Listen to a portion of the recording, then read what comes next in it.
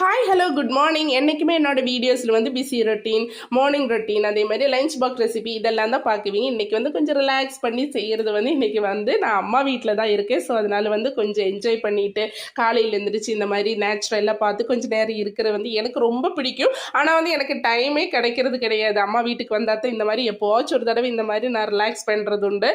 இப்போ பாருங்கள், ரோட்டில் வந்து ஒரு வண்டி சத்தம் கூட கிடையாதுங்க. எங்களோட ஊர் வந்து அவ்வளோ ஒரு அமைதியான, அவ்வளோ ஒரு அழகான ஊருங்க கேரளால. ரொம்ப சூப்பரா இருந்துச்சு. கேரளால கிளைமேட்டும் ரொம்ப சூப்பர். கோடையெல்லாம் இறங்கிட்டு ரொம்ப சூப்பரா இருக்குது.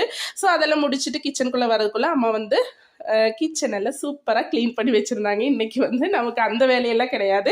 இன்னைக்கு காலையில் சப்பாத்தியும் கடல மசாலாவும் வைக்கலாமேன்ட்டு கடலை வந்து ஊற போட்டு வச்சுருந்தாங்க நேற்று ராத்திரியே.